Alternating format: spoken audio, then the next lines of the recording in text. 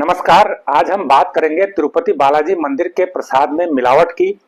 क्या इसके पीछे कोई गहरी साजिश है, लोगों की भावनाओं को ठेस पहुंचाने की कोशिश है, या फिर तिरुपति बालाजी मंदिर का प्रसाद भी मिलावट का शिकार हुआ है। जैसा कि मिलावट हमारे खाने पीने की चीजों में एक आम बात हो चुकी है और देश में अगर हम देखें तो एक सामान्य सी समस्या है। सबसे पहले मैं अनुरोध करूंगा, जो लोग पहली बार इस चैनल को देख रहे हैं वो इसको लाइक करें, सब्सक्राइब करें और शेयर भी करें। देखिए, तिरुपति बालाजी का जो मंदिर है वो बेहद प्राचीन मंदिर है। 11वीं सदी में राजा तोंडमल ने इसका प्राण प्रतिष्ठा की थी। उसके बाद से इस मंदिर में लगातार सुधार होते गए। चोल और पांड्या राजाओं ने भी इसको आगे बढ़ाया, इसमें और कई नई चीजें की। तो आज ये एक बहुत ही प्रसिद्ध मंदिर है। सिर्फ दक्षिण भारत के लिए नहीं, उत्तर भारत के लिए भी बहुत प्रसिद्ध मंदिर है। यहाँ पर भगवान वेंकटेश्वर की प्रतिमा है। भगवान वेंकटेश्वर का ये मंदिर है। अब हम सभी जानते हैं कि जो भगवान वेंकटेश्वर थे वो विष्णु के अवतार थे।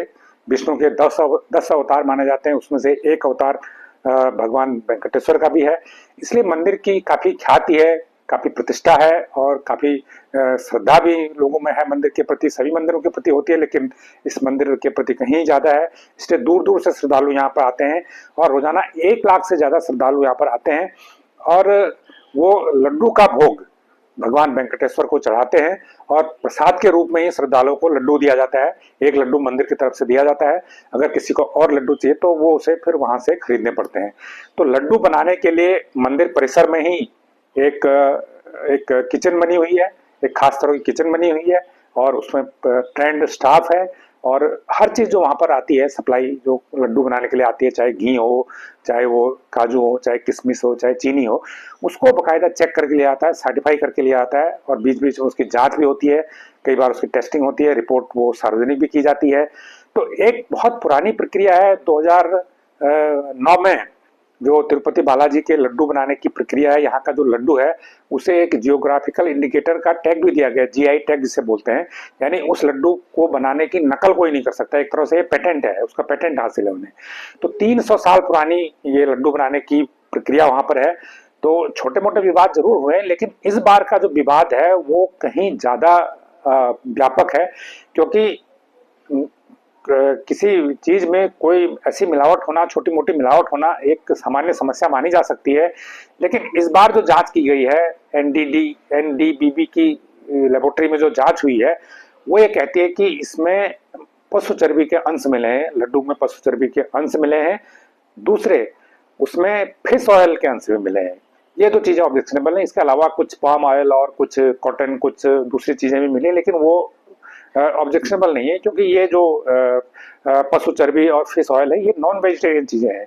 तो आप जो मंदिर में जो श्रद्धालु जाता है, पहले तो प्रसाद में ये चीजें नहीं होनी चाहिए, लेकिन जो नॉन वेजिटेरियन चीजें इसमें पाई गई हैं तो बहुत सारे लोग जो होते हैं वो श्रद्धालु वेजिटेरियन होते हैं। तो उनके लिए तो एक गुनाह है कि उनको ऐसी चीज उन्हें जाने अनजाने में प्रसाद के रूप में खा ली जो जिसमें नॉन वेजिटेरियन चीजों के अंश थे, उसमें मांसाहार के अंश थे।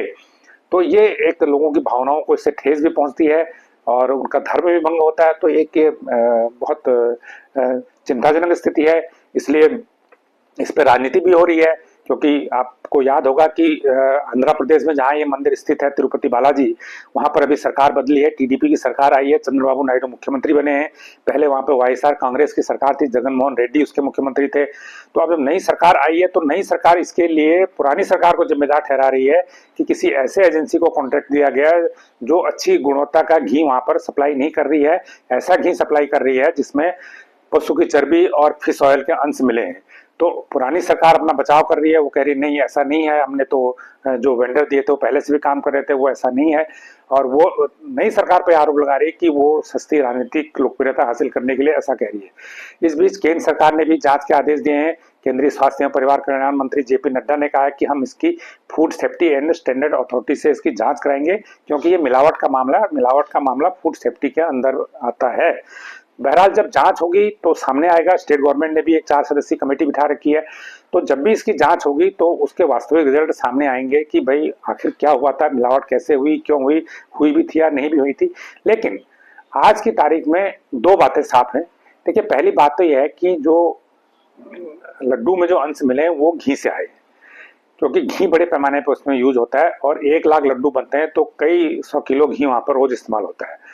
तो जो प्राथमिक जांच है वो कहती है कि घी के जरिए वो पशु चर्बी या फिश ऑयल के अंश उसमें पहुंचे हैं लड्डू में। तो घी देने वाली एजेंसी AR डेयरी है, उससे भी बात की जा रही है, उससे भी जांच की जा रही है। तो घी में मिलावट एक आम बात है और घी में पशु की चर्बी को मिलाने का धंधा देश के कई हिस्सों में होता है और कई बार ऐसे मामले पकड़े भी गए हैं। जो मरे हुए पशु होते हैं उनकी जो चर्बी को निकाल के उसको गर्म करके एक सफेद सा पदार्थ निकलता है और वो जो घी जैसा ही होता है देखने पर। अगर आप उसका टेस्ट तो नहीं पता किसी को, लेकिन जब हाथ से देखेंगे तो एक हूबहू वो घी जैसा दिखता है, तो उसे घी में आसानी से मिलाया जाता है। ये सबसे सस्ता तरीका है और सबसे लाभकारी तरीका है। तो घी में इसकी मिलावट एक कॉमन समस्या है। अब यहाँ पर ये भी एक इशू है कि क्या जो एक सर्टिफाइड डेयरी है वो ऐसा करेगी? वो ऐसा नहीं करेगी, ये जरूरी नहीं है। लेकिन होता क्या है कि जो बड़ी डेयरी होती है, जो बड़ा सप्लाई करने वाला होता है, उसके वो किसी छोटे छोटे वेंडर पे डिपेंड रहता है। वो आगे अपना जो काम है आगे दूसरे पार्टियों से खरीदता है। तो किसी और चैनल पर मिलावट भी हो सकती है, कोई जरूरी नहीं है कि उसी डेयरी ने किया हो। लेकिन जब उसने किसी वेंडर से दूध खरीदा हो, किसी दूसरे वेंडर से घी खरीदा हो, तो वहां से मिलावट आई हो सकती है, क्योंकि क्वालिटी कंट्रोल उतनी आसानी से नहीं हो पाता है।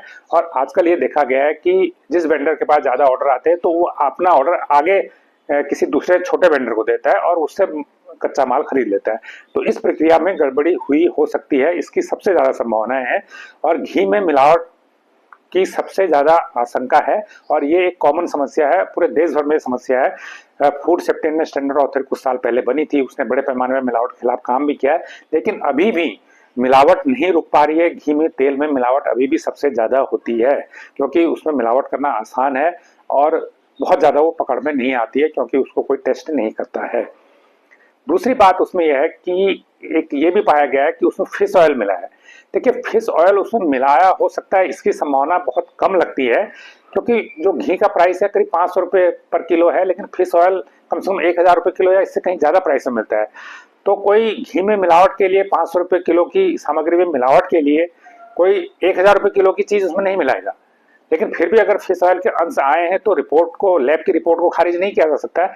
लेकिन ये हो सकता है कि जहां पर घी बन रहा था उसी परिसर में कहीं फिश ऑयल का भी काम हो रहा था, तो कहीं ना कहीं फिश ऑयल के अंश से उसमें गलती से घी में कहीं मिक्स हो गए, कोई चीज गिर गई, कहीं कुछ हो गया, इस तरह से मिक्स हो गए।